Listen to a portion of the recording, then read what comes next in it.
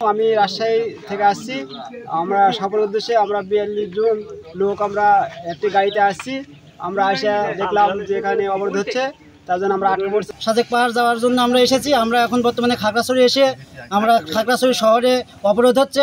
আমরা নওগাঁ থেকে আসছি, আমরা সাজেক যাবো, খাগড়াছড়িতে এসে আমরা আটকে গেছি। এখানে নাকি হরতাল হয়েছে, আমরা যেতে পারছি না, রাস্তার পাশে আমরা অবস্থান নিচ্ছি। খাগড়াছড়িতে যে এই অবরোধের ডাক দেওয়া হয়েছিল, এই অবরোধের শান্তি শৃঙ্খলা বজায় রাখার জন্য পুলিশ বাহিনী তৎপর রয়েছে। আমরা কাজ করছি, আর দু এক জায়গায় পিকেটিং এর চেষ্টা হচ্ছে। আমরা তাদের সাথে কথা বলে পরিস্থিতি স্বাভাবিক রাখার চেষ্টা করছি। পাশাপাশি জনজীবন শহরের অভ্যন্তরে জনজীবন স্বাভাবিক রয়েছে। ঢাকা থেকে এসব গাড়ি আসার অধিকাংশ গাড়ি চলে এসেছে। আপাতত এখনো কোনো সমস্যা নেই, আশা রাখি বাকি সময় ভালোভাবে যাবে।